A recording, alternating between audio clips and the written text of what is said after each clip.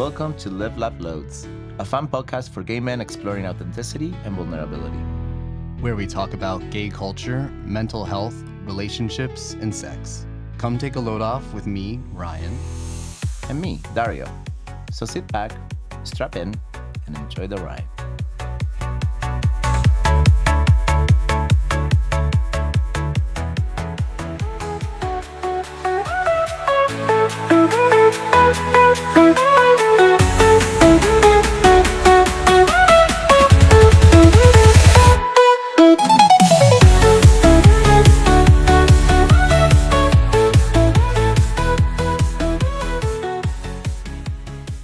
You're listening to the continuation of last week's episode. We hope you enjoy it. Let's jump right in.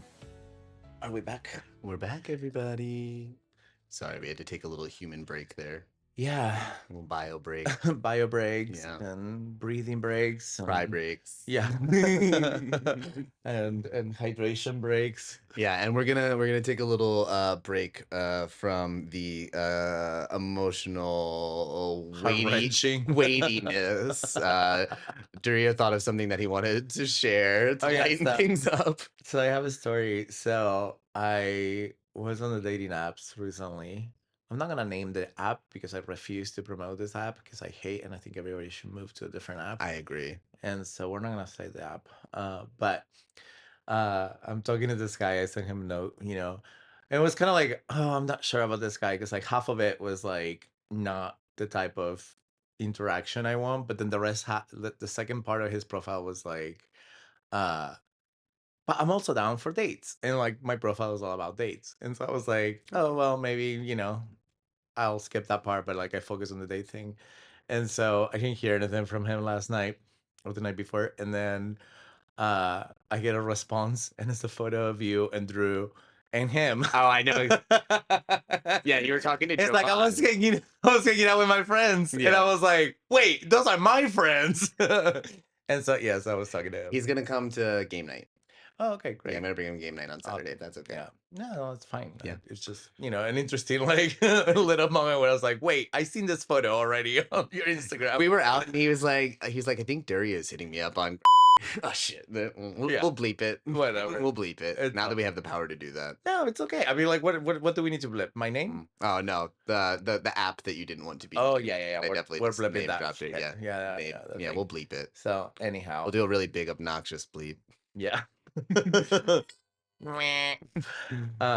Cool. Well, Yeah. we're back. It's funny, yeah. I'll my entire way here today, I was like, do I bring it up? Do I just wait for game night? Like, Well, I'm glad that you warned me that he's coming over because also, I feel like it's too close to the dynamic. I was I'm glad that it was a disclosure of like, here's my friend Ryan. And I was like, oh, okay, yeah, let's just not do that. Well, it's funny because like just the other like a week or so ago, you were like, who's Jovan? And I was like, oh, my best friend, because you probably liked or commented. Oh, I think he left a comment on Yeah. YouTube. Yeah. Okay, now it all comes together. But I didn't know what he looked like, and I didn't know what his face looked like. So. Yeah. But it's funny because when I saw the photo of you and Drew and him, I was like, oh, was I with them? Because I look like him, like the beard and the hat. I was like, wait, when did we take this photo? And I was like, really why is he confused. sharing a picture of me? I was really confused.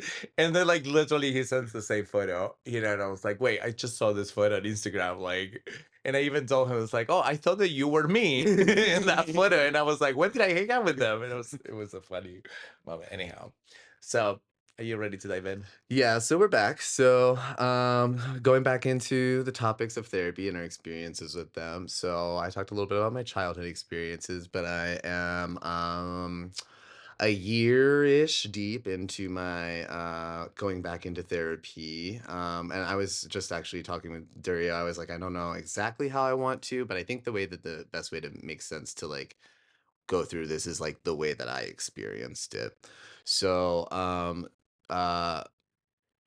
sometime after me and my partner started dating, we got hooked into a friend group in Philly, and it was like a very sexually fluid friend group. And eventually, and then, like then during the pandemic, it like basically divulged to this place where it's like every single get together kind of ended up just turning into like an orgy of sorts in some way, shape, or form. And it was weird for me because at the beginning of Josh and I's relationship, I think I talked about this a little bit on the last episode. I was very much in like a like sexual revelation of sorts, and like really excited about like engaging in sexual activity. But I noticed that like took a like hard like opposite like swing in the opposite direction like a short like very early on into like our interactions with this group. Um and I started experiencing like some social anxiety, and then I started to notice that the social anxiety was like particularly surrounding events with gay men. And eventually it got to the like it got to like, so then we moved out here to San Francisco. We didn't really know anybody. On Was really busy with the internship, and then the internship finally ended, and I was like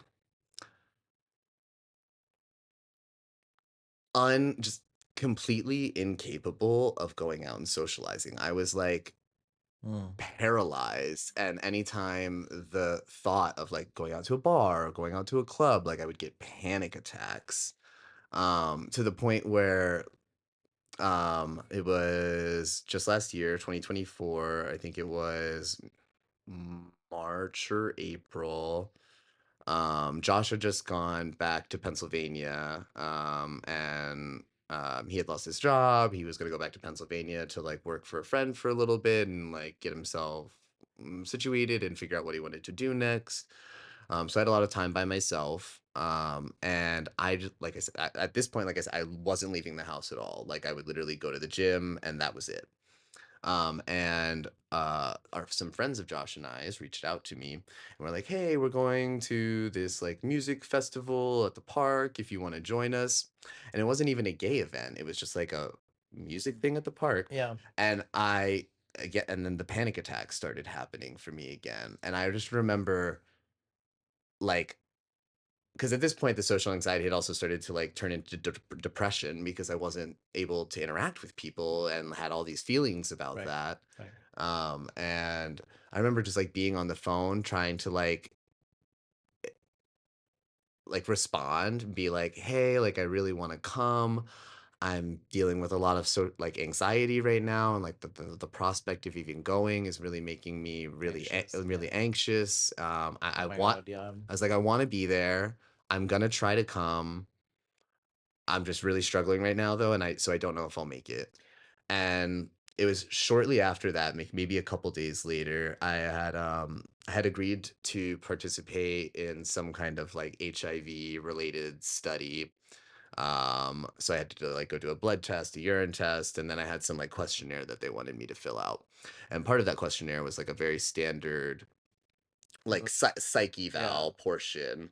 One of those things where it's like, And the I'm last, having yeah, yeah, it's and like I have trouble sleeping, sometimes, never, always, oh my God, I often. hate It those was one things. of those. In the last 2 weeks, how many times have you like? So, Yeah, so I went it's through so frustrating. and I for me it's always been like sometimes never, sometimes never, sometimes never, Right. sometimes never for Yeah. everything.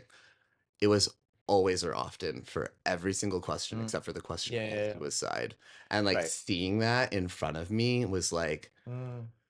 it was like, okay, something is going on. I cannot like so that was like the big eye-opening I'm not moment. doing so well. Yeah. Yeah, and I think I had actually already just started therapy. So I go to therapy through a company called Octave. You just like go online, you like do a little like questionnaire, you talk about what you want, and like they pair you with somebody. So I think I had just started with Frank. And but like in that moment, I was like, I can't wait for therapy to do its job to get me to a place where like I feel good again. I was like, I need something like quick to get like a buffer to get me through this like time period. So Okay, can I raise my hand? yeah. I was like looking for the Zoom button, like raising hand. I miss the connection. I don't know if this is coming, but I'm lost at your initial group of friends I'm gonna get to orgy. that. I'm gonna get Okay, there. Yeah, yeah, okay. I'm gonna get So there. this is coming. Yeah. Okay. So sorry if like I said, I'm telling you guys as how How I it goes through. experienced it because Okay. I didn't realize How it was connected to it. I Okay. didn't realize yet Gotcha. the connection Okay, between so the two. we're all with you. So Nobody knows how yeah, this is connected yeah, yet. yeah. We're gonna circle back. So I was having like so I luckily I had a doctor's appointment coming up, and in the doctor's appointment had like a full breakdown telling him about everything that's going on, what I'm dealing with my partner, and got prescribed Wellbutrin, which may have very well saved my I don't know life. what it is. Wellbutrin Yeah. is I believe it's an SSRI. Okay. So they use it for anxiety, they use it for depression. I think it was initially used as like a prescription to help It's just people but quit the it cigarettes. oh, okay. So it changes your chemistry on your brain. The Yeah. next day. Oh wow. The next Holy shit. day. It Okay. was like I was like a little bit jarring. I remember because like I had to go out for data collection for my job, and I remember like being in the car, and I'm like, I want to listen to music, and I want to sing at the top of my Mm, lungs, and it's sunny and beautiful out, and I was like, and I have been in like severe crippling depression yeah. for like months, so Yeah. it's like, whoa, and then like Right. so then I'm able to feel optimistic about the therapy, and I'll fast forward a little bit so that we can like, bring it all in full in circle. So I was working with one therapist. He helped me with some tools in conjunction with the Wellbutrin. He helped me come up with some tools to like mitigate panic attacks, like when they come up for me, Mm, and even just having a plan because like that's part of like the panic attack cycle. I don't know if you've ever had yeah. one. Yeah. Is it's like the trying to allocate the anxiety and figure out where it's going, and then that makes you more anxious because you're like, where is this coming from, and nothing feels like it's making sense. Mm, um so that he was beneficial for that. um then in December, Josh and I started doing couples therapy with this new guy, and like we had our intake session, and then our first session after that we were like just talking about some stuff, and in that very first session he clocks hypervigilance in me. oh yeah. And like that wasn't even a term that I had ever even really heard of. And Yeah. I was like, oh yeah, that's me all the time. Like Yeah. that's Mhm. 24/7. So he clocks, and I didn't know that that is a symptom of PTSD. Mhm. So Pause. Let's explain what hypervigilance is. hypervigilance is basically just like a constant state of high alertness, um, feeling like you always need to be aware of everything for potential threats. Right. So this I was hyper vigilant in any situation that wasn't just like me being in my apartment or me being in the gym. Those were the only two places where I felt Mhm. comfortable, and anywhere else out in the world, I was Yep. high alert.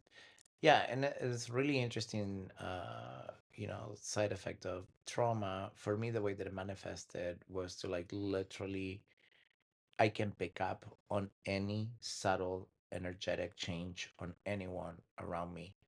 I, so essentially what you do is you create a baseline of how everybody behaves. And if at any point, and obviously given my mother's like swings with, her bipolar disorder, any moment that anybody changes that baseline, your brain automatically knows and is now focusing on why that happened. And so a lot of us with trauma like go through this experience where it's like, oh, you're not behaving normally. So that's why people cannot lie to me. Like I will immediately know in my core that something is off, and I will not know how to put it into words. The So it's in a way can be a superpower, but it leads to panic attacks. It leads to a lot of anxiety because you're processing so much information consistently from so many sources. It's exhausting. It's very exhausting, and so being in large environments with a lot of people, Impossible. large groups of people that you don't feel safe with, that's why I hate parties. I cannot go to a party where I don't know people because I will absolutely just go insane, and so having that contain things that we do here, like with our friends. It's like I know everybody more or less, like I know how everybody operates, I know everybody's safe, I feel safe. And so it kind of creates this really healthy environment. But it's yeah, and I think like the really dark side of this is also that sometimes you also know that something is wrong, but maybe the person doesn't know what's going on yet. And so like you can pick up that they are off, but they haven't picked up yet that they're off, and that can lead to like in partnerships or in like friendships where like you're really close to someone, like you almost like jump the gun. It's like you're not feeling normal, like what's going on with you, and they're like not even yet processing what's happening to them, but you can already pick it up, and that can create like so much like disruption and friction, and like so like you have to learn how to manage that. Some people call it empathy. I think it's actually, like the truth is you're hyper vigilant. It's not like you're empathic, like you can feel for someone else. It's like you're literally living all of their experiences through you, plus also processing everything they're processing, and it's just absolutely exhausting. But Yeah. I think that mine manifests a little bit differently because mine is I mean, I think mine just manifests a little bit more literally related to the trauma that caused it. Is for me it's because it just eventually got. I bet nobody will be able to hear it. He was just chugging water, so but I bet nobody will be able to hear it and it'll be I'm not. perfectly fine. So we don't need to even talk about it. Um, because mine just eventually developed to this place where it was like all people, but really at its core, it's gay men. Interesting. Okay. And because the way that mine manifests was more of like um concern that I'm going to have to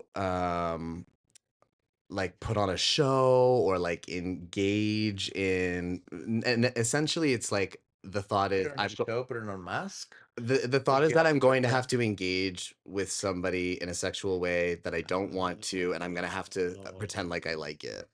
Oh, okay. That's that's an interesting one. That's like the thought is like, Yeah. okay, I'm going to a gay function. If somebody starts hitting on me that I'm not into, like, what do I do? Oh, interesting. Or I like, had that. yeah. So just to provide more context, what ended up coming up was like, This is in therapy. yeah. While it was couples therapy, luckily my therapist, like clocked that like something needed to be dug into a little bit. And like I said, I'm still having a hard it still has like hard for me to like look back at the event and be like, that's sexual assault. Like even though it clearly is. So very early in Josh and I's relationship, so well, I guess not very early because we met in August and then this would have been the subsequent summer. So the first summer that we had together, we went to Fire Island together. Mm. And staying in a house with Josh's best friends, close friends that he always goes to Fire Island. So like everybody was like well known in some way, shape, or form. And it was a small group. It was six of us total, maybe staying in the house. For everybody who's ever been to Fire Island, they classically have the underwear party over on the Cherry Grove side of things every Friday night. We did that. We come back. I had never done G before.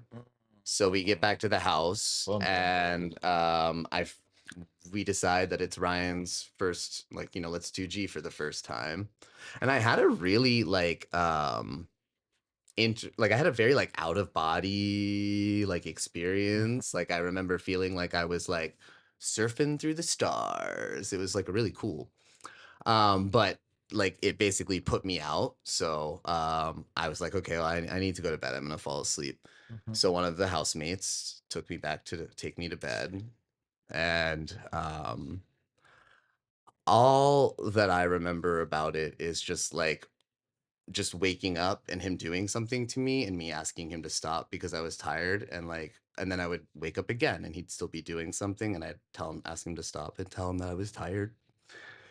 Um and that's just how I remembered it at the time, and then, like, I woke up in the morning and, like, talked to my partner and his best friend about it, and they were like, "Oh my god, like, I can't believe that that happened," like, they, like, they clocked it, so it still hadn't really registered with me, and it like I said, like, it's still something that's, like, not fully registered, but, like, the part about it that, like, makes me so upset and so sad is, like, just, like, the slow snowball of how this, like, but I guess it's really not this one thing because I think so going back to the friend group, then we're in this friend group where it's, like, super sexually fluid, and, like, maybe in the beginning, there was, like, interest in, like, engaging in sexual activity with a bunch of things, like, "Oh, you're new, you're fun, you're attractive," and then it's like, "Oh, yeah, it happened," and there's not really chemistry, like, we can be friends, but there's not really, like, actual sexual chemistry, so I'm not really interested in continuing to, like, engage with you This sexually. was a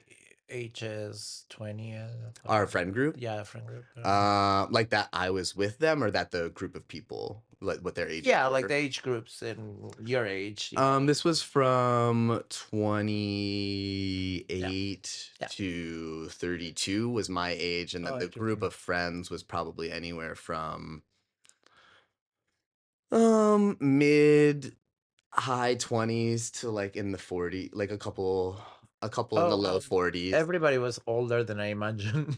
Yeah, yeah, I would say, I mean, Yeah, generally, it was, like, high 20s and then a couple people in high 30s and maybe 1 or 2 interesting. Yeah. 40 or somethings. I mean, something to say though that like I feel like for gay men, we generally live everything belated. Like everything is just a little later than like where most straight Yeah, absolutely. people explore these things. Because I was imagining 20s, because that's where like people's like sexual awakenings happen and like more of that fluidity and horniness just kind of comes around. But I think also like because our experiences are so delayed because we're in the closet and we have to deal with all of that stuff too prior to getting to that other space, like sometimes it delays the sexual exploration. Certainly, certainly. Yeah, and so okay, so that was the age group then, and then this Fire Island situation, when did that happen? That was probably just around the time as we, like, started to really get integrated into that group because we had But this is a different group though, right? different groups, Different group of different people, groups. and The what Fire Island group was all from New York, and then everybody and else is they Pennsylvania. were Josh's friends, not your friends. Yes. And was there also this fluidity on their sexual? No, No, that wasn't. So no, this was definitely a boundary being broke and non-consensual. non-consensual. What age were you at the I had just turned 28 because it was the summer after Josh and I met. How old are you now? I'm 33. Oh, okay. The baby, guys. Mm. Um, so there was this, like, initial trauma of this, like, Fire Island event that happened to me How with did your friends reacted to this? How did Josh reacted? Like, what? I don't remember. I remember having a conversation with Josh and Steven about it a little bit. And you're saying that to you in that moment it didn't register as Because I don't really, consensual. I remember them being like, I can't believe he did that, but I don't remember it being like, I don't think I just found out in therapy a couple weeks ago that Josh did pull the guy aside and said something to him, but the guy never came and said anything to me. Like, he never, so whatever was said to him, he never thought it was necessary to come to me to say or own up to anything. So, like, for me, like, I think part of the reason why it doesn't register is because it didn't feel like it registered in the moment. Like, didn't feel like anybody else was really, to me, it didn't really feel like anybody else was clocking it as what it was. Well, but I And that it wonder just kind too, of got because like brushed under the rug. if that happened to me, that would have been such a violation, you know. And I also had an experience in my 20s where like someone crossed boundaries beyond me saying no, no, no, no, and there were drugs involved as well.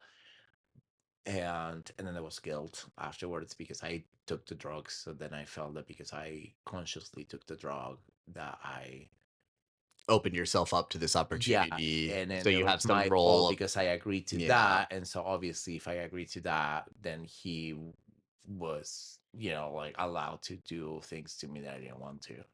Um, and it took me years to realize, oh, that was not okay because I yeah. didn't agree to that second part. So I think I can relate to that, not registering the moment as like someone crossed boundaries. But as I grew older now, past my 30s, even the smallest boundary crossing, non consensual moments, even if I'm at a club, and the reason why sometimes I don't go to a club because people tend to grab and touch me, and it's either the tattoos or the muscles or this, and like I feel so powerless because my reactions often are met by my friend groups as like I'm exaggerating and I need to be more Okay, with allowing being and more allowing the people are going to touch me or cross boundaries. And so not having the backup of my friends often make me not want to go out, right? Mhm. Because it's like, well, I don't want to be the drama queen and I don't want to like make a scene because someone is like grabbing me and crossing my boundaries, and it becomes, it's such a trigger that I can't sometimes control it. Like if Yeah. someone is starting to touch me and I don't want that attention, similar to you having this panic attacks and like not Yeah, wanting just to go thinking out. about it, my whole body is Yeah, tensing up and right like not now. wanting to go out because I have gone to Pride and I wanted to feel sexy and I want something that was a little bit more revealing, and then I had to, deal with the fallout of people doing things to me that I didn't want to, and then the fallout of my friends telling me to calm down, or the friends of the person that like did these things to me telling me to come down, and I'm like, wait, what is happening right now? Like, why as a cultural group Are we just accepting are this? we accepting that this is okay, when you know Not just okay, but that this is the normal, there and this is is, like, that is how it normal should and that we be. should be okay with this type of things. It's like, and I'm all pro sex. You want to go to the sex parties? Go to the sex parties. But I feel sometimes even the sex parties are way more rule oriented than just going to a regular Yeah, party, sometimes, right? And I only probably. went to one sex party and I probably will never go again because it was still too much for me. Like, it's not my environment, unfortunately. Uh, but like I remember seeing the signs of like about consent, and like just yes means yes and no means no, and so very clearly, and you have to ask for it. And sometimes you go to a regular party or you go to a bar or a club, like, and you feel, and it's often, and this is the part that for me becomes a little bit more racial, where it's often older men and they're older white men that it's always that group of people that just assumes that they can literally just touch me, use me, like that I am there for their pleasure, Mhm. and it just rubs me the wrong way, and it's and it's a pattern.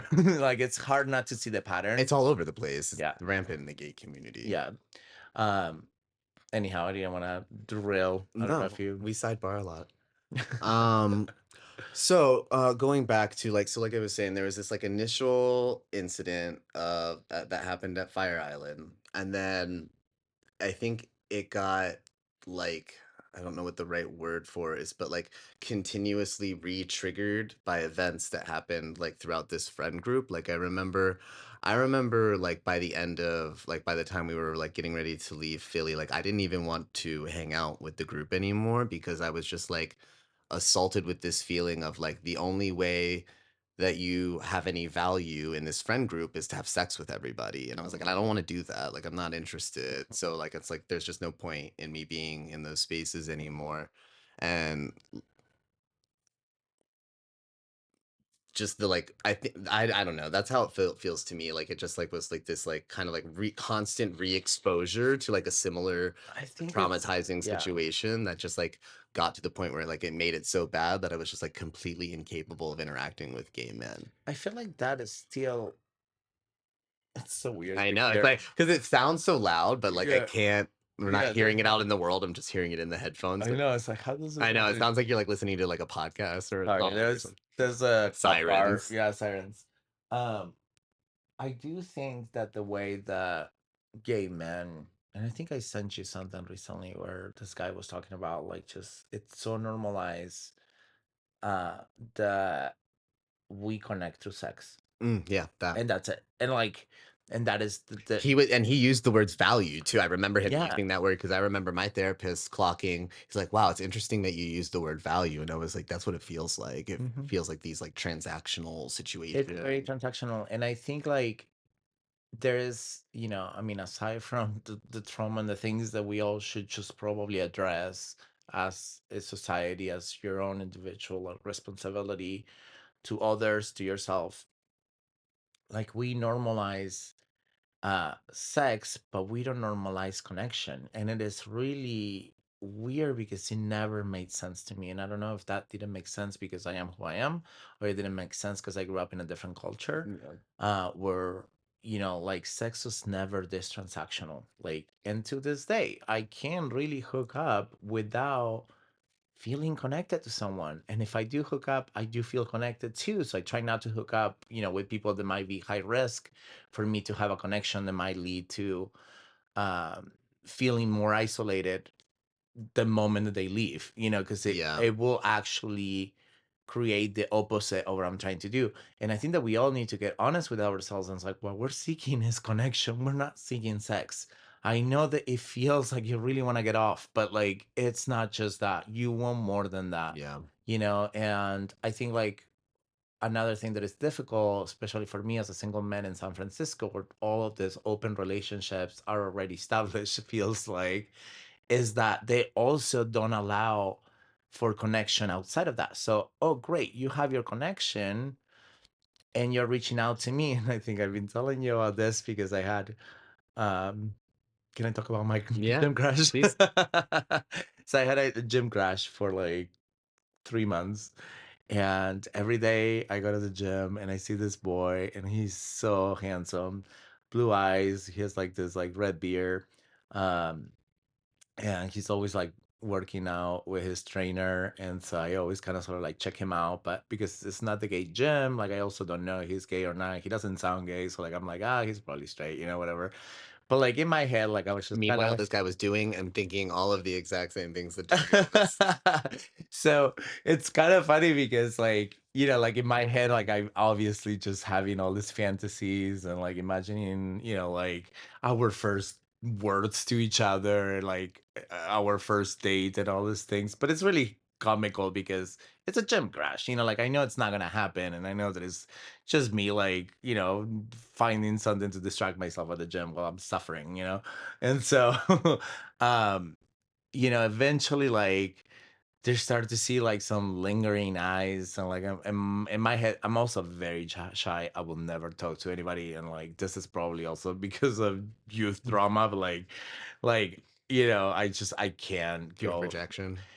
It's fear of like, why would someone, I think it's tied still to that self Yeah. worth. Like Self-worth. it's like if I don't feel worthy, like why would I go bother? But then there's also, ooh, sorry, you guys. Ugh.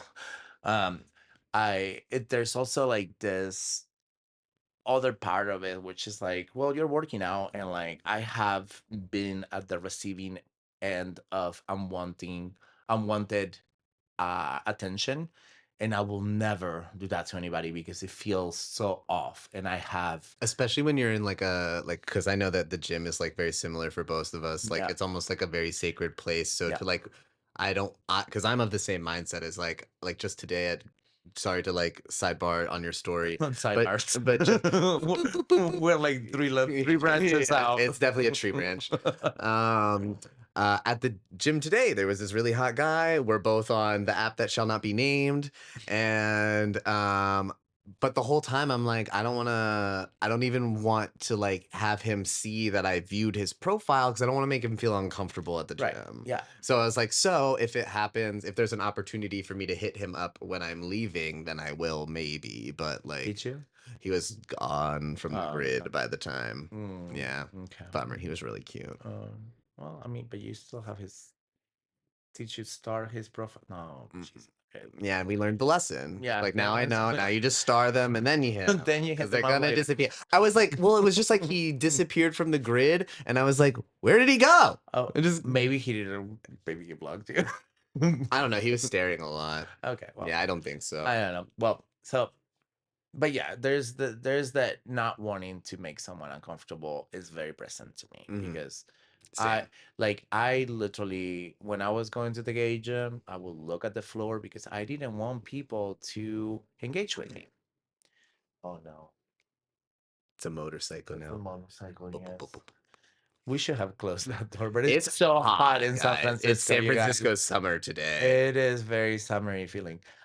So over 3 months, like the little lingering eyes start like becoming a little bit more constant, and I'm seeing him outside of places now, like sometimes like we get to the gym at the same time and I'll open the door for him and like he says thank you. And like those little words would just be It was like, like this little, like, inching, creeping yeah, it's forward, little just bit by really. bit. And so with each of them, like my brain is going wild on like storytelling. It's like literally We're a whole gonna book. get married. Oh my God. It was a summer wedding at the beach. We're both wearing See? white, Yep, yep. like we're having like a 3-day like summer adventure party with all our friends, camp out style. Anyhow. Uh Eventually, I think I can remember which interaction happened first. Oh, we somehow end up like working out in front of each other, and he's sort of like flexing. And at this point, he's just being really funny because, like, I'm like, okay, you're literally in front of me. We're obviously looking at each other, and he made me laugh. At some point, and then he leaves.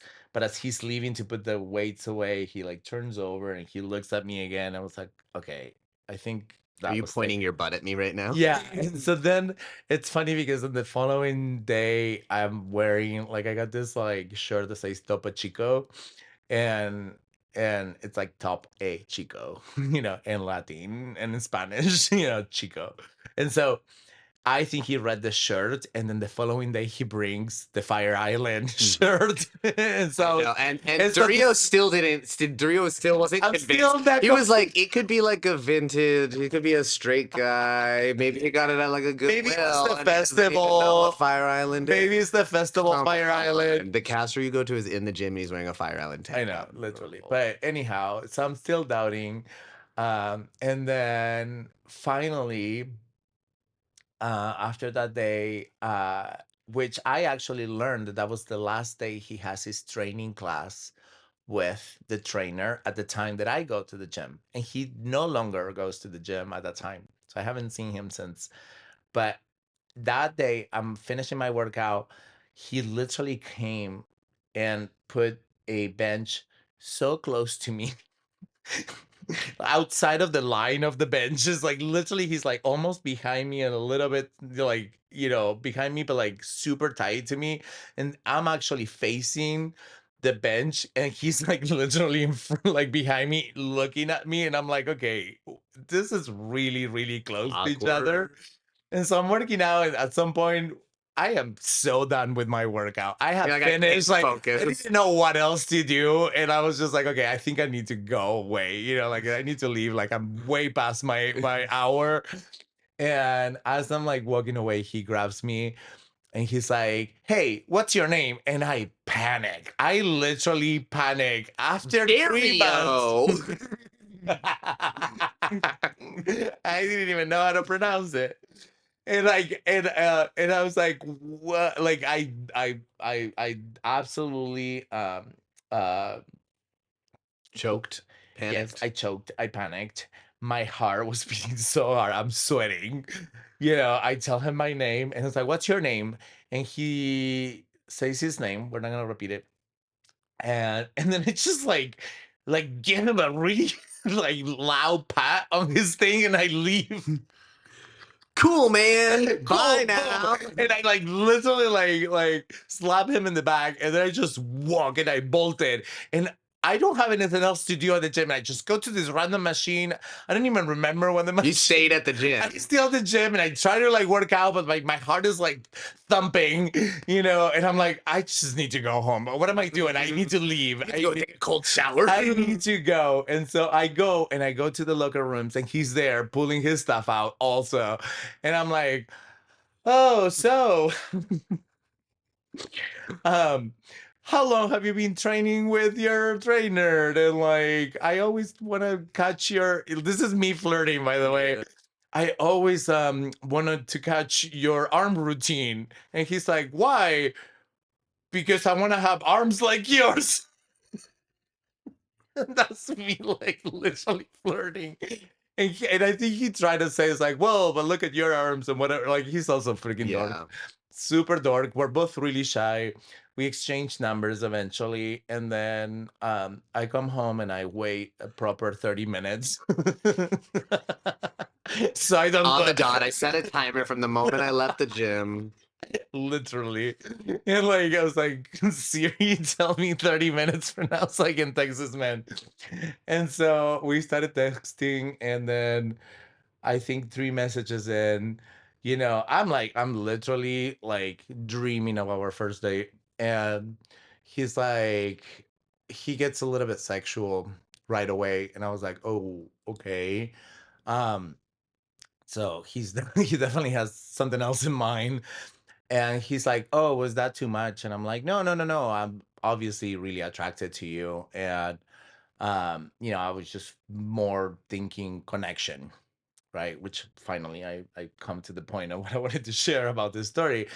And he's like, "Oh, well, I have a boyfriend, so I keep things really casual outside of that." And I was like, "Oof," heart shatter into a million pieces. And I think I texted you right Yep. at Yep. the second. Like, you've been following I this was gonna story say to the this isn't the bottom. first. This isn't like I've been getting play by play live updates for 3 months now. So And so anyhow, but my point being, and I had to say it in that moment. I was like, "Hey, I'm so attracted to you. I know that if I do this casually, it's not going to fulfill my needs." yeah. And I had to be really real, because even in that moment, I will be like, "Oh, but he's so handsome. I really would like to, explore whatever that is." But I know for myself, if I go to that place, because what I'm seeking is so much deeper than just like a casual moment, that was just gonna backfire, Hmm. because truly, it wasn't about getting off. Can you guys hear that? Is that a cat? Wow. We're listening to something very interesting. Our supersonic headphones are picking up our spidey senses are tingling. Yeah, we don't know what this is. Maybe it's a Can't tell if cat. it's a cat or it kind of sounded like a person screaming. Oh yeah, it's very interesting. It's either a cat or a person. Should I try to close the door, the window?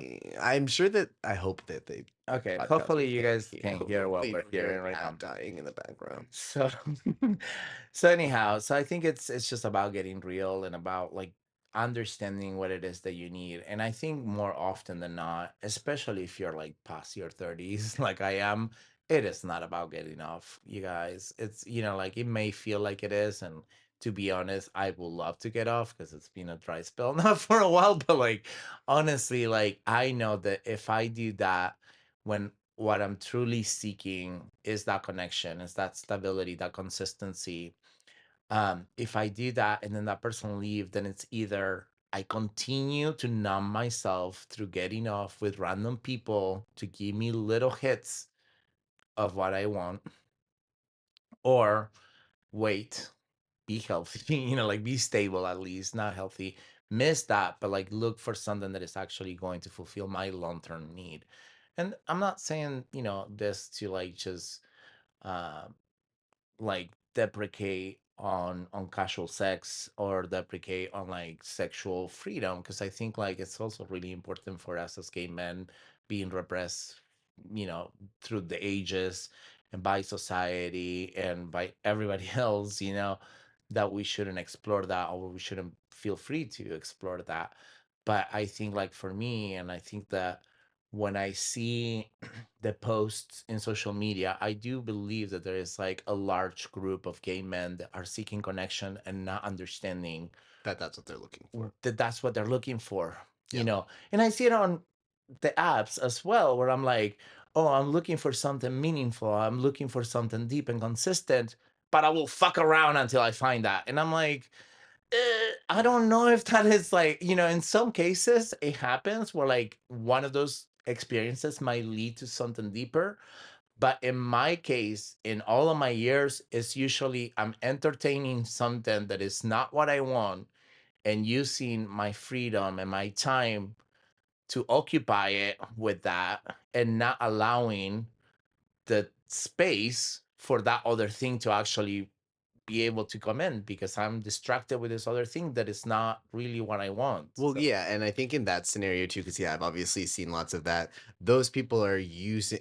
I guarantee that most of those people, like with that kind of like profile on apps, are using sexual encounters as the in. Like the first encounter is this just like sexual hookup thing, and it's like.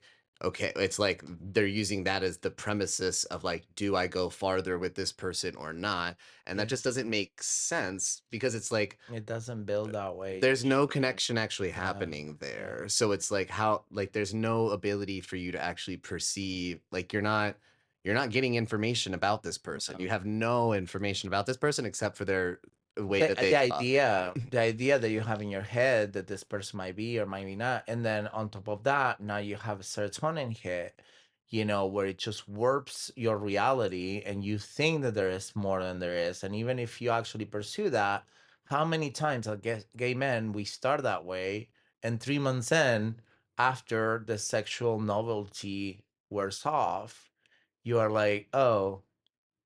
You we don't have anything in common. Yeah. Let's open the relationship. Let's go fuck around, with other people. And then she kind of creates this just like, and of course I'm generalizing here, but like I don't think that every single We're speaking to a specific scenario. yeah, it's Yeah. just like very specific scenarios, but in my experience, that's what's happened. Yeah. It's like I go for sex, I stay for the sex, and sometimes the dick is really good, like, and you want that and you want everything else, but the everything else doesn't come. The getting to know each other doesn't ever come, and by the time that comes, you Or if you realize, do know each other, you don't like the person right? and you want to change them to Yeah, and then it's just yeah, it's messy. It's just so much messier. I think I don't know. yeah. So. Okay, I think we're back from all the branches. Yeah, so we can pull it back to the tree trunk.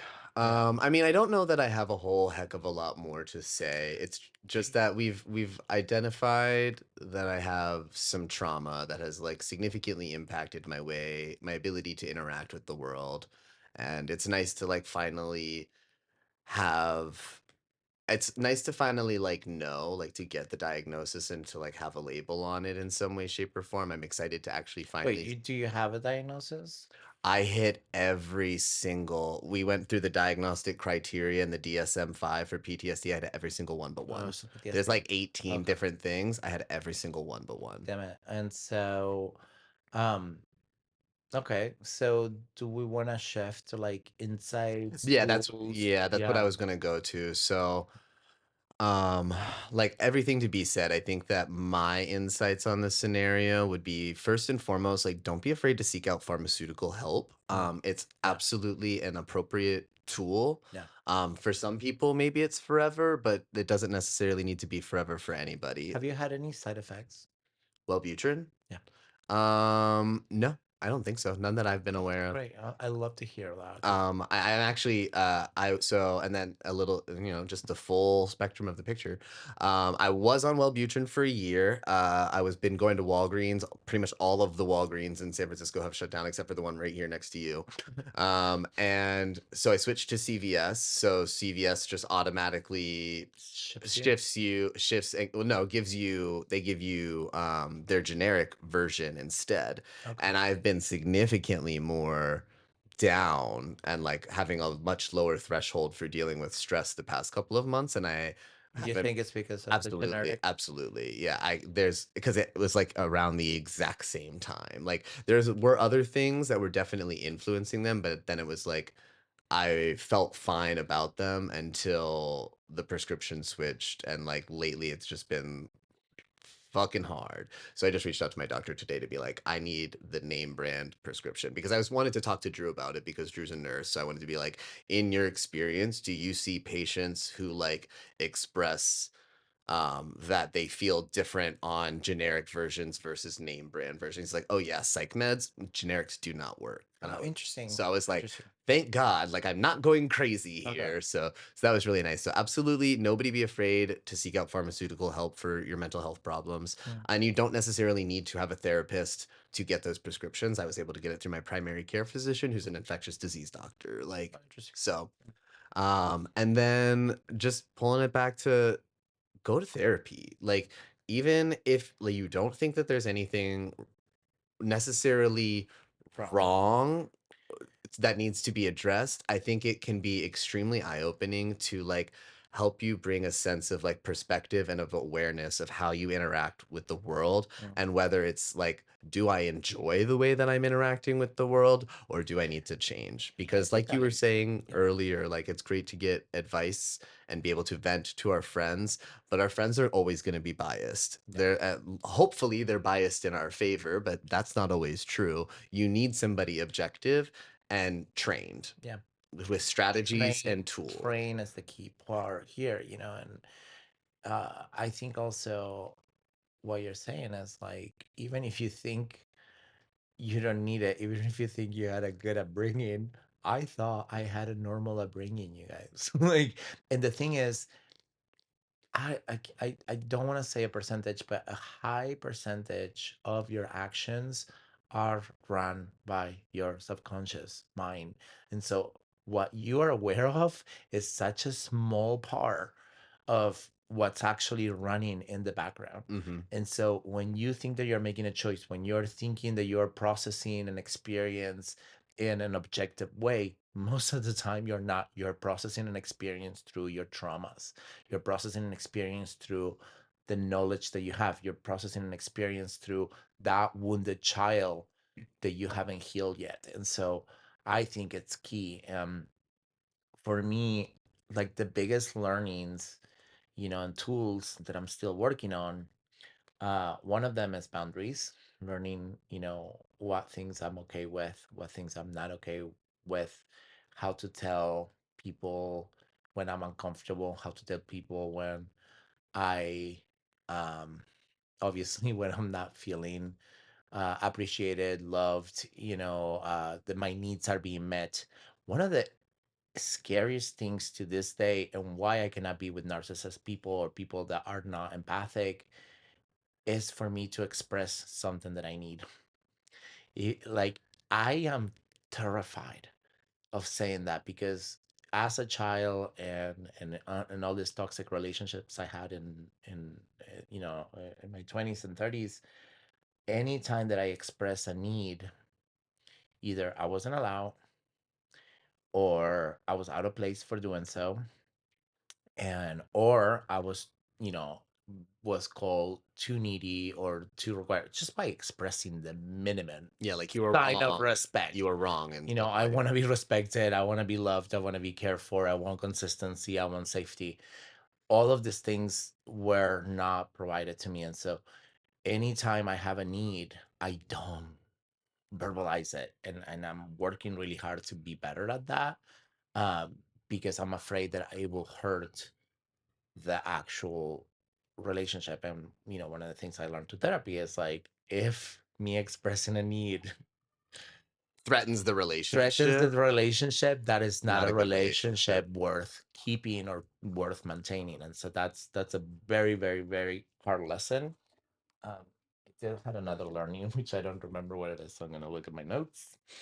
Um, Well, while Dari is looking at his notes, I would actually love to, if you think it's okay, I would love to give the audience a few little anxiety mitigating tips that were oh, please give them extremely to me. helpful for me.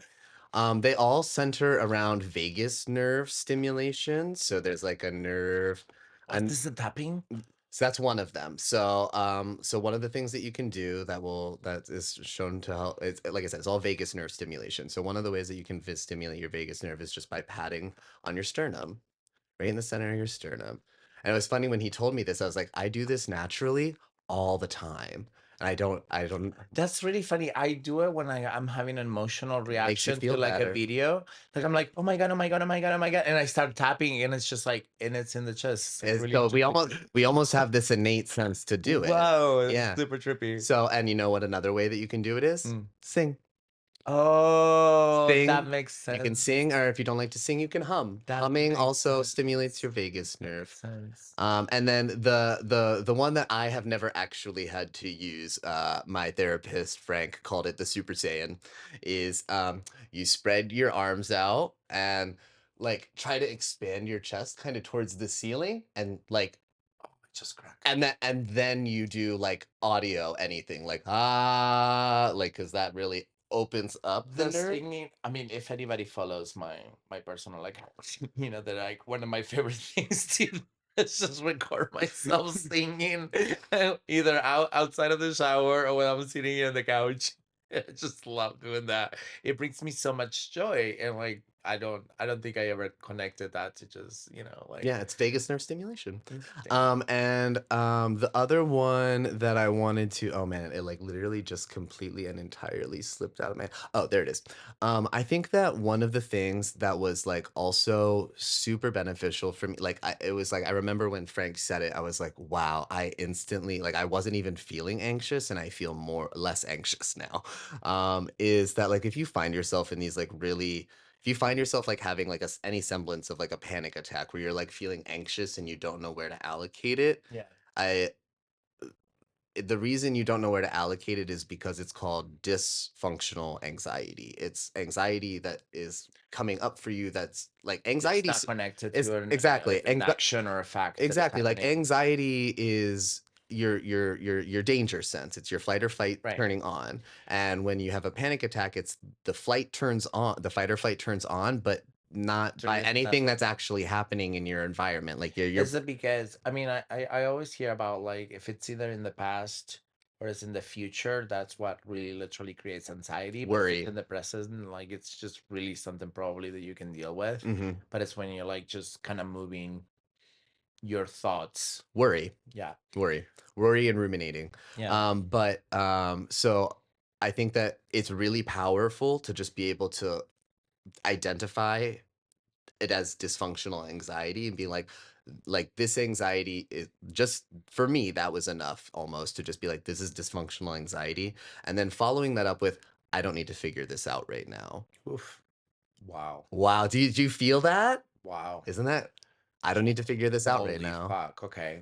And like just having My that my problem solving brain just cannot leave something alone, and you just spiral. You literally spiral because and that's what the and that's there's nothing to solve, but your brain wants to solve it. and you get hot sweats and you get Oh my cold goodness. and then you're nauseous and you feel like you're going to get sick My and your gosh. whole and you feel like you're going to get sick but you also feel like you have to poop and like everything is but your whole body is too tight Oh, seriously. and you don't have to figure it Okay. out right Wow. now.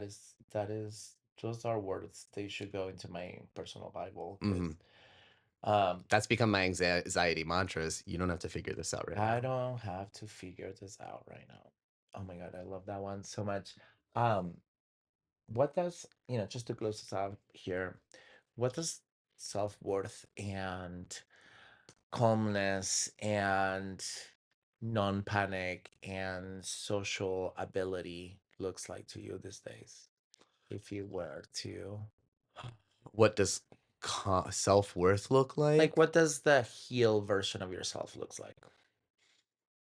Somebody who's just somebody who's just not afraid to go out and be themselves, like who doesn't feel this like pressure to put on a mask to fit into a group of people that I don't even want to fit into. Hmm. Yeah, I would say that that's the most probably specific I can be about it right now. I can say that the way that I'm trying to make that happen is by really leaning into the things that I know bring me joy. And as dumb as it is, one of those things is Dungeons and Dragons. And I love that. I am unhealthfully exposed to D&D content. I probably listen to an episode of a D&D podcast almost every single day. I am now participating in 3 different campaigns. So I'm DMing one, Damn. I'm a player in a remote campaign, and I just signed up for this app. I just downloaded this app called Meetup because I was Nice to have that yeah, at the so time. Yeah. like I Googled like gay D and LGBTQ D&D groups in San Francisco, and like it took me to like a meetup link. So I downloaded the app, I posted it on the group, immediately got a response back, and like 2 days later I was meeting up with a bunch of people at Game Post SF, and I was like, yeah, whatever, I'll join your like, at first it was like I'm just gonna go in for a trial, but I was like, you know what, just fucking do it, Ryan. Just join the campaign, meet some new people. That's cute. So But isn't that fantastic? Like when you finally honor who you are and just be like, no more apologies about who I am. You're like, I'm a gay nerd. I am a super D&D nerd, and my goal in life is to find my way to getting to be paid to play D&D. Okay.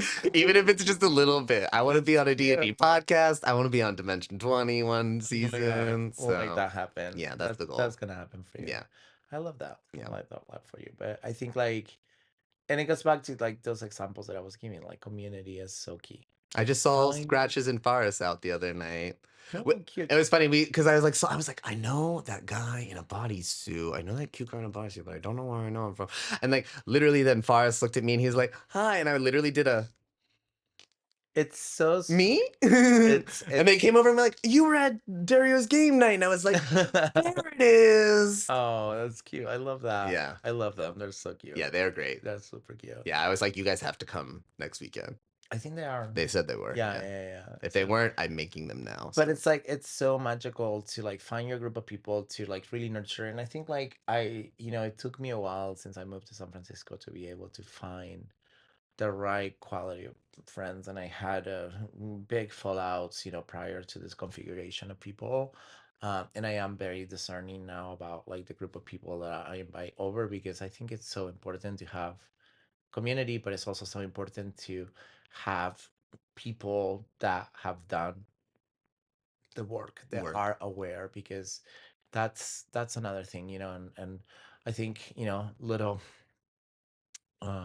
like preview.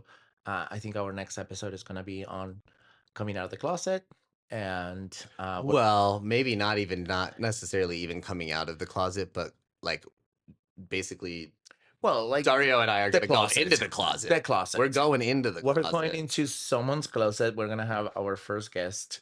Maybe, hopefully, we'll see. Yeah, I think it all But it's on the out. horizon. It's in the horizon. We're still working the details on that, but um my point is like, yeah, it sometimes, we come out of the closet, and we have to find a new family just because maybe ours didn't accept us, or it's such a common gay experience, and we end up in this group of friends, that are not the group of friends that are the matches and who we are, but they are what they are, and then they are something, Yeah, and when you don't have the support, and sometimes we settle for those friends, I think, and it becomes really difficult to find or to let that go in order to create what you really do want, or like the people that is your people. um and it's really important to have that. Like I have had it on and off, prior to this. Like I was in the circus, and I had my circus group, and then I was a hippie, and I had my hippie group, and even though they were not in gay per se, they were my you had a people. tribe. They were my family. They were my tribe. And since I moved to San Francisco, it has taken me, this years, 7, 8 years to really find my people. And now that I found it, like I'm like, oh, this is what I was Been craving. looking for Yeah, this. I've been Yeah. looking to have the group that just wants to do the same things that I want to do. And for us, it's like to play games, to have quiet nights. I mean, they're not quiet. These people are fucking loud. There's 20 But minimum people packed yeah, into this and space. they're But like, now you guys can finally see where we are. and we have like There are 20 people right here. half Latinos and half Middle Easterns, and then some white people. Like, and then me and Drew. yeah, and it's like it is so loud. It's a fucking loud. But Me and Drew and other Ryan. compared to other things, like it's still like a night in, Yeah. which for me feels really safe, like just like it does for you.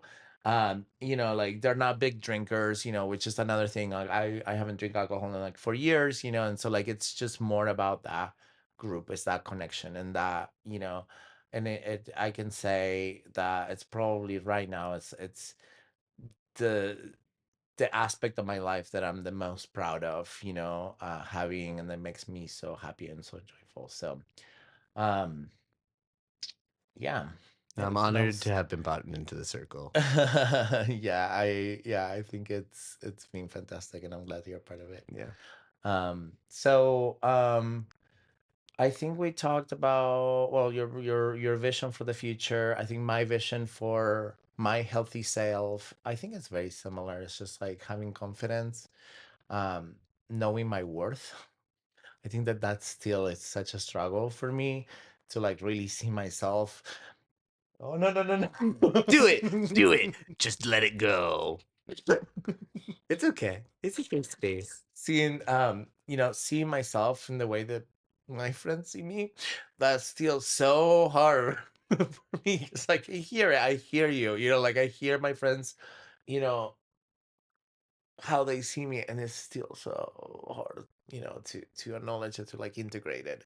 So the integrated part of myself sees that value, sees the worth, sees what, I bring uh to the table, and ask for that back from the people I date. I think like that's the healthy Dario.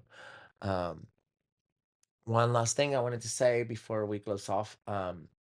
I started K therapy. Mm-hmm. I did 3 sessions, and similar to your experience with, what was the name of the drug? Frank. Oh, Wellbutrin.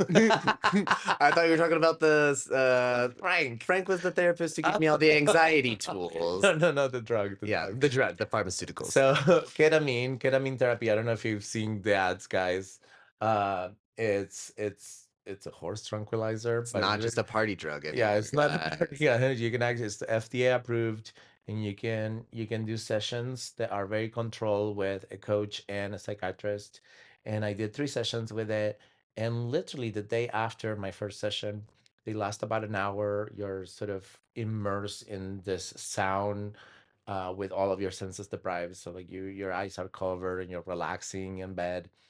And they last about an hour, very mellow, very relaxed. It's not super psychedelic. It's just, you're just like you're really relaxed, like almost to the point where your body feels weightless. Tranquilized. Yeah, like a horse. Wait, well, and then before you finish describing it, because I think that this was for me, it was like a, whoa, I did not know that that's how it was. Can you talk about how you administer? Oh yeah, so there's two options, and I chose the safest for the dosage. So one option is sublingual, where it's harder to actually determine how much gets ingested into your body.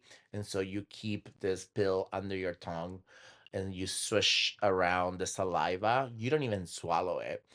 And after, I think it's 30 minutes, you spit it out. I don't know, 30 minutes or 30 seconds? Maybe 30 I was seconds. like, 30 minutes, that's so Yeah, long. I think it might be 30 seconds. That's Then you spit it out, so you don't even swallow it. interesting, And interesting. so when I was being described this, I was getting a little bit like panicky because I'm like, oh, that That sounds like a sounds very like not regulated. precise way of measuring how much is gonna make into my system. And so yeah, I was not really comfortable with it. And then the second option is, with this tiny, tiny needles that are about a quarter inch length, and they're like so thin. It's like almost like if You'd you never if you feel ever it. done, yeah, acupuncture, it's just as tiny as like an acupuncture needle. Like you feel like a tiny little prick, and it goes like right into the side of your belly. And it's a very small quantity, but you're able to measure that properly. And even the ketamine comes in like this like pink liquid. It was like Mhm. really cute. Like, So yeah, like a amoxicillin or yeah, and it's just something. like, oh, it's like very Gotta be colorful. bubblegum Yeah, it's flavored. like, and so, and then you inject that, and I think like my dosage was like 5. is it milligrams, milliliter? I don't know. It was like If a it's a liquid, it's milliliters. yeah, and it was like half of one, so 0.5 milliliters. I think it was a very low dose, but it was perfect dose. It's just enough to like relax me, and just having your body fully relaxed really allows to all of the trauma. If you guys haven't read it, read The Body Keeps the Score. Yeah, I do need to read that really Amazing badly. book. You can also ask ChatGPT to summarize. No, I want to read it. I mean, Because my yeah, favorite one of my favorite health checkup with Dr. Mike. Dr. Mike constantly recommends yeah, that book, yeah. and I very much respect and value his General opinion. So concept is you store trauma in your body yeah, and in muscles and different parts of your body. And so I think it's all connected. When your body fully relaxes, when you are in safety, when you're in love, in a safe space, and you're starting to let go of all of this armor that you put on over the years to not address or deal with the pain from other times, you finally get all these things to surface. And so I did it. It was a great experience. It lasted about an hour. And literally the following day, I experienced something that I haven't experienced in many years, which is like I'm like scrolling through Instagram and seeing a funny meme and having a fucking belly laugh.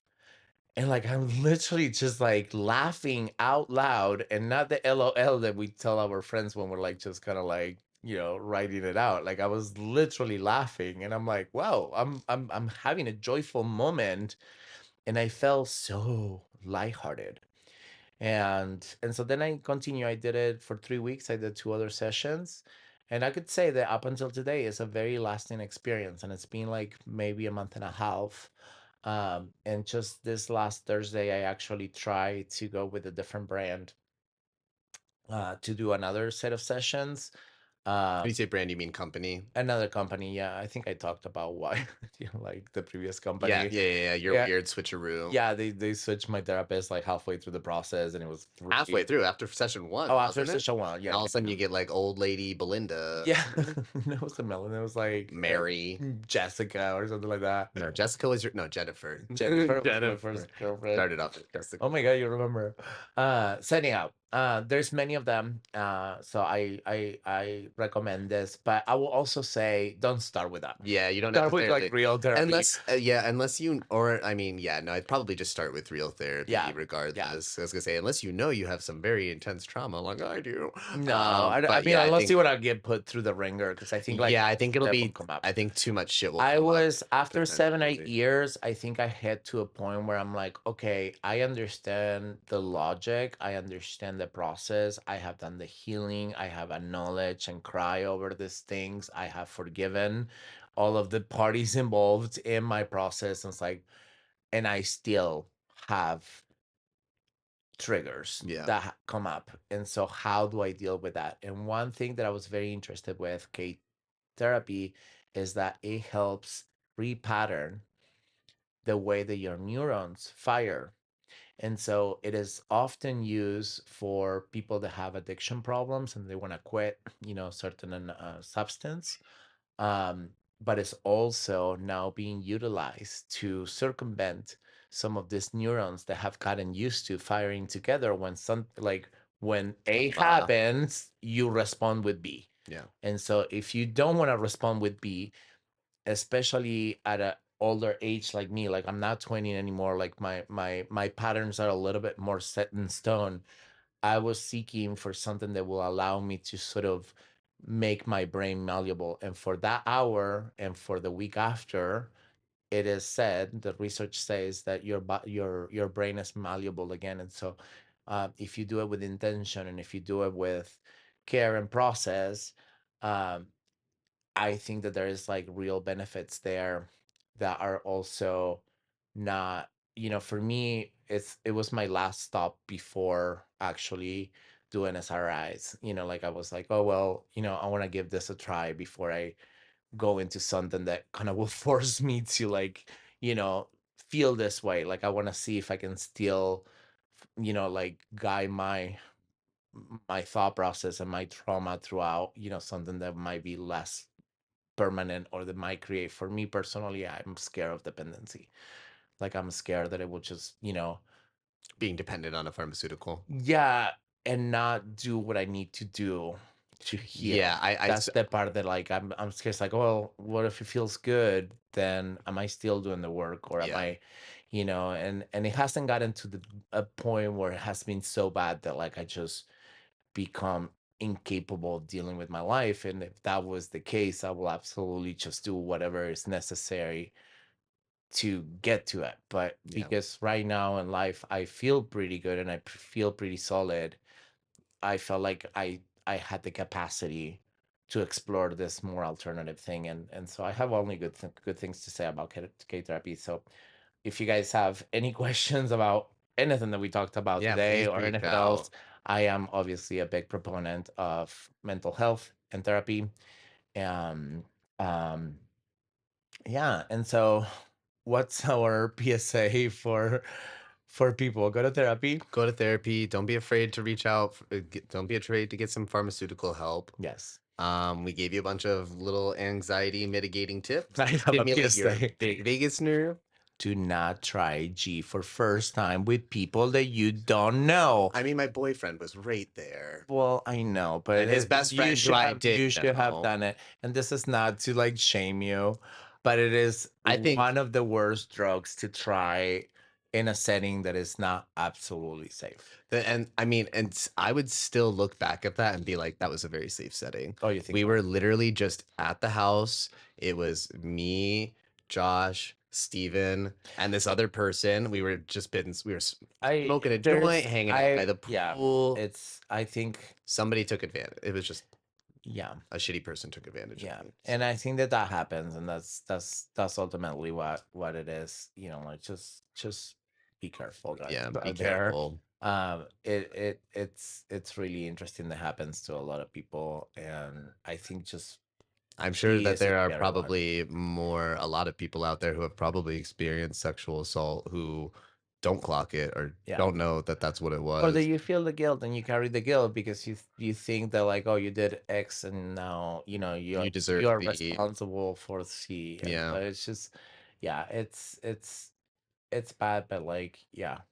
And I'm all pro drugs, by the way. Like, have fun, just make it safe. yeah, Make it just have safe. fun in a Yeah. safe way. Um, Oh, I don't think that we should read the question because we've been going for a really long time, so we don't need our session to go any longer. But we would, in addition to just reaching out to Dario and I for anything, we would love it if you guys would reach out to us with like your situations. Like if you have anything, yeah, I know that you what? I think we should read the question. It's gonna Yeah, be two okay, parts okay. too. Yeah. Okay. Well, I'll finish and then yeah. So we would love it if you guys we want to do a new segment called Queer as Fuck, Queer as FAQ.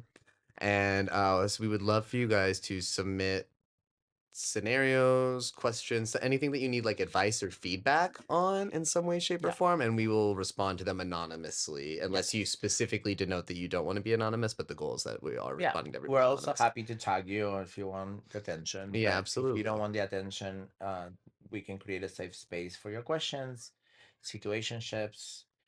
If you're wondering if there is red flags on something, Yeah. that's what I struggle to. I often lean on my friends. I'm just like, is this a red flag, or is this me? Is this me having the bar very low, or is this like something normal? And so, yeah, send those to us, and We have one. we have one, and we're gonna do it anonymous because I don't know. Yeah. And the question is, it's not really a question, so much as It's not it's a just theme. just as well, I mean, asking for advice. Yeah, and so dating outside of technology and a technology-driven culture. And my clarification here is that, are we talking about technology as on Silicon Valley or technology on like dating I apps? think apps. Dating apps. So how to date outside of dating apps in a technology-driven, like where everybody else is in a dating app, Yeah. and it feels like that's our default for dating. So I mean, I have thoughts. start. Um, I would say, because I'm gonna do both sides of the coin. My first initial thought is that I think it is to each their own, and like to everybody, run your business the way that you want to run your business. But I think that it's If your goal is to seek connection, I think that raging against the opportunities that technology presents us to connect with people because it's technological and you'd rather have some in-person meeting as the way that you like meet somebody for the first time. I just think that that's you're significantly reducing your opportunities because it is True. the fact of the matter is that it is a technological world. So I just think that if you're like vehement, I do not want to meet people on apps, that's okay, but you need to like circumvent that by putting yourself in lots of opportunities to meet Yeah. people. And I think that so that's the other side of the coin is I think that the best way to meet people naturally is go explore your hobbies. Like I'm Yep. going to meet people through D&D. I'm going to meet people through this podcast that we're doing. I'm going to meet people through coming and hanging out and doing the game night Yep. thing. Like that's how you meet the people and that's how you meet the most likely people who would be a good That option will for you because you resonate with you. already know that you You're have mutual Yeah, interests. yeah. You're doing the things that you love, and in that process, you are getting to meet someone that already shares interest with you. But yeah, I absolutely agree with all the things that you're saying. I don't think I have a different take. The sense is, if uh I don't like the apps. I don't like the hookup apps at all. I have right now specifically because what I know that I need right now is connection, consistency, safety, and something that is I think something that is consistent that can lead to something else. I don't know what that is. I don't say that I want a relationship. I don't know. Like that you can't force that. Yeah. So, but I do want something consistent. And I want something consistent and focused and monogamous. And if that is not available, I don't feel safe. And Yeah. I don't feel that I can trust and I don't feel that I can open up. And so I have that on all of my apps. Obviously, that's what I'm seeking. And it filters out so many people. And I even get like hate messages sometimes. Like, I'm like, what are you doing in this app if you're not looking for this? Like it's not like, or like I said, like, oh, you're very handsome. I said to someone 2 days ago, you're very handsome, but I don't think I'm your flavor because I'm looking for something consistent and I would like to go on a date with someone. And the response is like, "Oh, why do you say that? I would absolutely love to go on a date." Message one. Message two is like, "I'm with this guy right now. Do you want to get fucked by the two of us?" And I was like, "No, I I'm not just literally told you what I'm saying." only looking for dates, not additionally looking for Additionally, like, dates. and so, and I just laughed and I was like, "Okay, I gotta block this person." Block. Like, you clearly not listening. Yeah, 99% of the time somebody starts off with nudes, it's an immediate block. I would Yeah. say 99.9% of the Oh time. my God. And so, but yeah, I think like what you're saying is right. I mean, Meetup is a great fucking app. Yeah, We used to have it. everybody Yeah. download Meetup. I used to have it in Austin. I actually used to do this thing called Fresh to Design. My best friend that is here in San Francisco, she also was one of the organizers. And it was design oriented, but I forgot that it existed actually, but like it is so cool, especially when you're moving to a new place. Mhm. The other thing that I wanted to add, and it's because we're in a bubble here in San Francisco, and so like, and not only in a bubble inside of San Francisco, I live in the gay neighborhood of San Francisco. So like, I literally can go to the supermarket and see mostly gay men everywhere. Yeah, I go to the hallway in my apartment building, and there's like three gay men. Like, yeah. and so um, when you're not living in an environment like this, which is the rest of America, except for like maybe New York and Los Angeles, I mean, even New York though, it's like, New York doesn't really have, like, a gayborhood. There's gay they club don't. No, like, I mean, I know the gayborhood like, Philly has a very What about the specific meat market or what is it, the meat district or something like that? meatpacking The district or the whatever it is. yeah, the sausage. What is it I called? The sausage the district. sausage fest, the charcuterie board, I have no idea. Fogo de Chao, uh If you live in New York, you know what we're talking I about. don't think that my understanding is that there's not really a gayborhood. I remember Sex in the City. Samantha moves to a loft in the gay neighborhood, and she could see all the gays fucking. There might Where is that place? there I don't know. Yeah. Okay. No, I'm not from New York, so um I'm sure that New York has like a gay area. yeah, I'm sure that there are definitely areas where there are lots of gay men that are concentrated, but as far as it being like an area where there's lots of gay men concentrated and there's gay bars and there's Right. gay stores and Well, it's a like large city yeah, too. like the cast I Yeah, just don't know that it exists in that level of like like Paso, West concentrate Hollywood. like cost I don't know. I don't know if it exists in that level of like intentional concentration. Got it. Yeah. Anyhow, I Anyhow, forgot what we were talking about. you're talking about people who are in more rural Oh yeah, yeah, yeah. Well, situations. not even rural, like just any other Not city that is not, this big gay cities that exist in the US.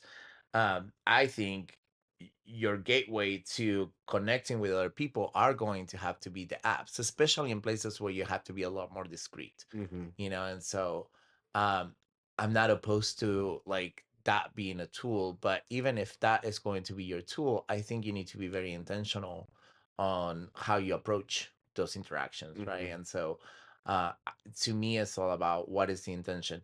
There have been stages, up to recently, like even in the last year after a breakup, like I was in the hookup apps looking for a hookup, mostly because my emotional heart wasn't capable in that moment to connect to someone, in the way that I want right now.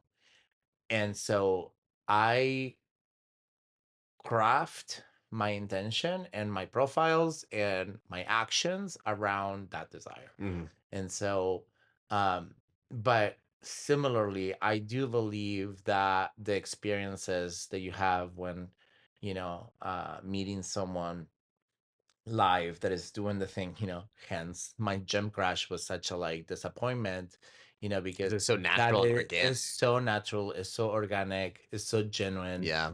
like There's, the like, that natural progression of, like, affinity. "Ooh, we're talking. Ooh, we bumped Yeah, shoulders. that Ooh, is he gonna be at the gym today?" the affinity, that you feel, yeah. And so I think that it's unparalleled, or like meeting a friend of a friend of a friend and just being like, oh wow, we have so much in common, and there's no this forced experience that now you have to create because you're dating. And then the other advice to that is like just get out of the fucking app as soon as possible. When things are start like getting too long in the app, or like I just realized, and I love her, by the way. She is mostly focused on straight advice, but Sabrina Sohar, I absolutely recommend anybody that is interested in like approach to dates, and she has a lot of approach in terms of like dating in the digital world. It's like get out of the fucking app. If you're texting too much, if you're creating an image of someone based on, a text message or interacting, digitally, that is not who they are. Just get out of the fucking apps. Go meet each other. I hope I'm giving, a summary of what she said. She's way more eloquent than I am, guys. But it's like, now you're forcing yourself to go on the states that like maybe feel a little bit less organic, that it's just a little bit too pointed towards like, oh, do we have chemistry, oh, is this gonna lead to something. And we are gay men, and so there's also like that other thing where it's like, is he good looking enough, or am I just already now disregarding this whole person because I'm not attracted in this moment. And something I know for myself is like my taste is all over the fucking place. The more that I get to know someone, like they can switch either way. He They can can make be you less absolutely attractive beautiful and or go less way attractive, or be like absolutely not attractive and then become absolutely gorgeous. mhm, just by, like, one act. Like, I can see you do one thing, and I'm like, Whoa, especially if there's a skill, if they have a skill of some sort, "Wow, I didn't they know you can could do sing. that." Or sometimes when they talk really loud with like very sultry voice, or toxic 77717, whatever. Yeah. No, oh my god, like when they have like a voice, or like, or just like are passionate about something, did they love? And I don't give a shit what that is. Like you can be passionate about like grass blades and different color. You know, not Mowing the grass. I'm so into it. you know, you tell me like you love like walnuts and you have a collection I of know walnuts. fucking everything there is to You know have a about the walnut. like I will be like, oh my god, you have a passion, tell me all about it. And now I'm seeing the world through your eyes. That shit like gets me off so quickly. And so there are things that like by forcing a date, it's really hard to organically experience. You know, like you have to just take and remove all the expectations away.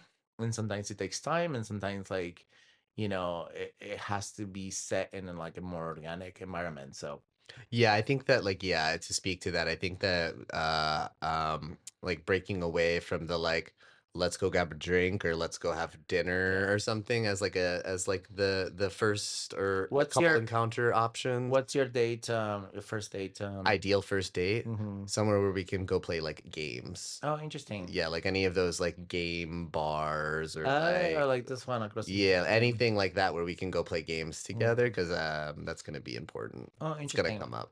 My ideal dates, and that's what I've Or been a doing. walk, or a walk in Yeah, the park. it's a walk. It's a Yeah. walk through the park. Let's go get a smoothie. Let's walk. I like that because I'm not stuck with someone now for an hour trying to eat dinner. Never food. There is never Never gonna be food. food involved Never in the a first movie. couple Do of not go to a fucking movie on your first date. first one, absolutely No. not. But if you do incorporate a date into like or a movie into like your first couple of dates, you do the movie first, and then you have to continue to hang out Yeah. afterwards so you To can talk discuss about the movie. discuss the Yeah, movie you don't just go see, afterwards. you don't do dinner then a movie, you do Yeah. movie then a dinner. Yeah, absolutely. I think but I feel like for movie it's like we're already kind of You like need to be yeah, we're into this, you know, like mm, I think that to me like has passed the threshold. Um well, I don't know. Did we answer the question? yeah, we were both kind of had the same mindset. I Yeah. definitely answered the question and you agreed and extrapolated. Yeah. Yeah. So So, I hope that was helpful. I hope this it seems like it's going to be a two episode it's gonna or be a two part. It's gonna part. be a two-parter again, Yeah, guys. sorry you guys. This is 3 Okay. fucking hours. We don't want to put you through At this least this time it didn't take us 3 hours to set up. to set up. Yeah, Oh my God, we were so dead by the end of the it's last still one. deadline. But I do hope that you guys found some nuggets on our stories and that, yeah, that you really just do what you need to do in order to get what you want out of life. And I think like therapy has been instrumental in my life to remove all the subconscious blockages that I Mhm. created and the mental gymnastics and the dissonance, you know, of my heart desiring something and my brain subconsciously blocking me from getting to that Yeah, because of the things that I didn't address or didn't know that I needed to address. So that's all I have for you guys. My Instagram is tattooed gray. gray, That tattooed gray. Oh, you're never gonna live that one down. Tattooed gray. I am, and I'm cutting this I'm up. opening up an No, alt I am not Instagram, that old, and but I'm gonna put all of Daria's images through an AI generator and tell him to make them look old. Oh, no, this is gonna be great. I am not a daddy. I do not receive this word descriptor. I am not gray. I do have some gray hairs though Yeah, coming through, but it'll take a long time for me to ever know when mine are. I am in denial. The Um, glories of being blonde. okay, I'm gonna do this again. Tattooed gay. Tattooed gay. TATOOEDGAY. You know, I'm a gay that is tattooed, and you can see me now. I think that's not recording Hopefully, anymore. the thing is closed. I think it's I yeah, think it's the thing done. is closed. So And you can find me at he's.tryan, HES.TRYAN. all right. Well, we'll see you guys on the next episode. And wherever you're listening to this, just do us a little favor. I hate to do the total, yeah. Subscribe. I wasn't even gonna say subscribe. I was just gonna say rate us and leave a review. Yeah, it's just like actually we thrive on feedback. It makes Durio cry, guys. I mean, you guys can Good tell tears. Good tears. I cry easily, but even if it's not if it's something that you don't like, please tell Yeah, us, because yeah. like we will grow We're from just that. starting, and yeah, we want to do this right. We want it Yeah, to be received well. yeah. So So thank you again for listening, and we're seeing you can't wait to see you guys next time. Bye. Ciao. Bye.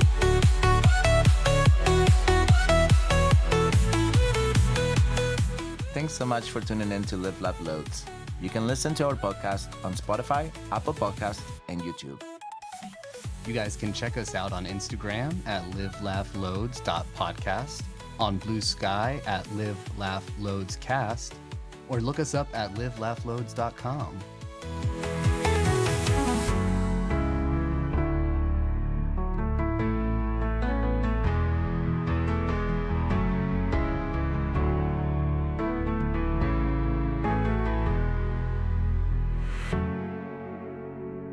I can't believe we ended up with another 3 hours.